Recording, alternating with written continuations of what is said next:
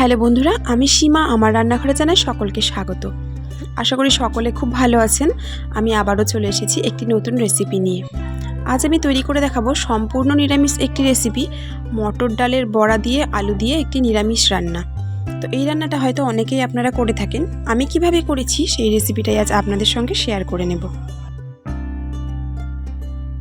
তো তার জন্য এখানে আমি মটর ডালটাকে 2-3 ঘন্টা মতন জল দিয়ে ভিজিয়ে রেখেছিলাম। বেশ ভালো মতন ভিজে গেছে। এবার এর মধ্যে দিয়ে দিলাম কয়েক টুকরো আদা আর 2টো কাঁচা লঙ্কা। আদা আর কাঁচা লঙ্কা দিয়ে মটর ডালটাকে একটু পেস্ট করে নেব।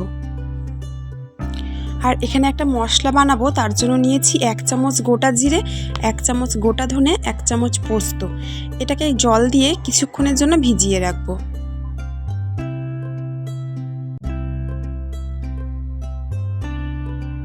এদিকে আমার ডালটা পেস্ট করে নেওয়া হয়ে গেছে। ডালটার মধ্যে আমি দিয়ে দিলাম খুব সামান্য পরিমাণ হিং, 1/2 চামচ কালো জিরে, পরিমাণ মতন লবণ।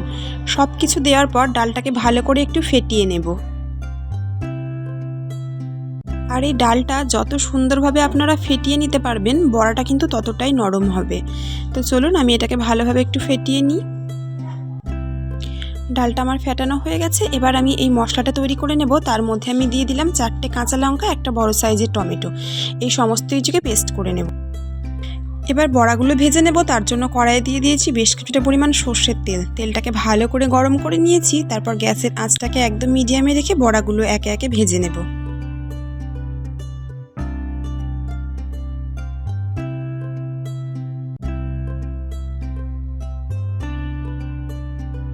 এই বড়াগুলো ভাজার সময় কিন্তু গ্যাসের আঁচটা একদম মিডিয়ামে রেখে দিতে হবে, না হলে বড়ার উপরগুলো লালচে লালচে হয়ে যাবে আর ভিতরটা পুরোই কাঁচা থেকে যাবে।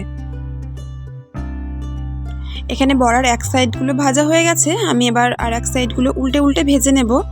তো বড়াগুলো বেশ ভালো মতন ভাজা হয়ে গেছে। এবার বড়াগুলোকে আমি তুলে নেব।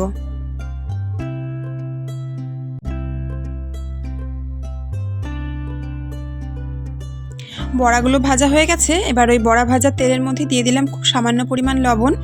এই লবণটাকে ভালো করে তেলের সঙ্গে মিশিয়ে নিয়েছি। এবার দিয়ে দেবো এখানে ডুমো ডুমো করে কেটে রাখা আলুগুলো। আলুগুলোকেও 3-4 মিনিট একটু লাল লাল করে ভেজে নেব।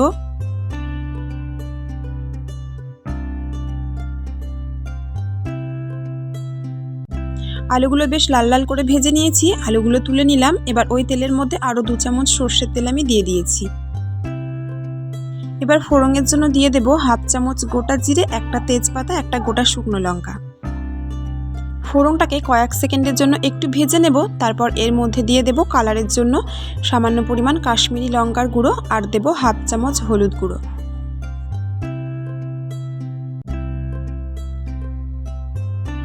সামান্য পরিমাণ জল এখানে দিয়ে দিলাম যাতে করে মশলাটা পুড়ে না যায়।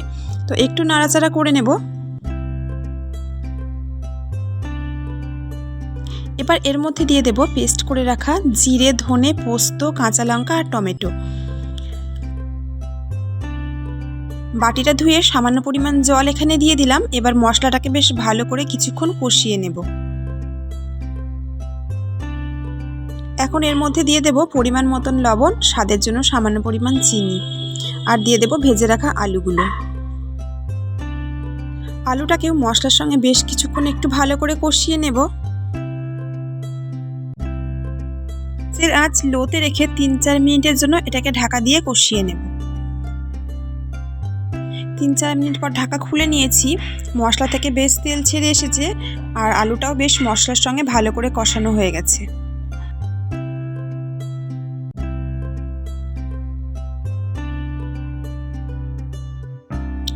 যে কোনো রান্না একটু ঢাকা দিয়ে ভালো করে কষিয়ে নিলে রান্নাটা বেশ ভালো হয়।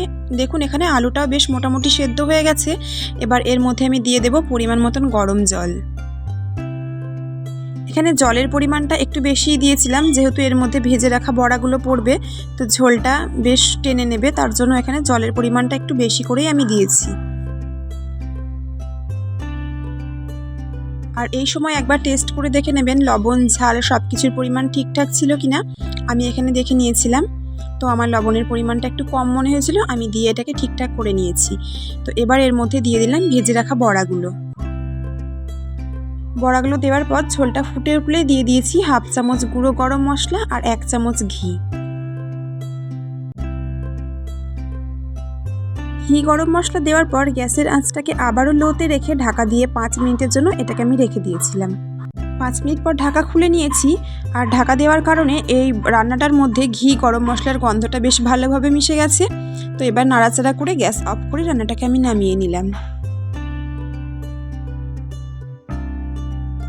তৈরি হয়ে গেছে নিরামিষ মটর ডালের বড়া আলু দিয়ে ঝোল।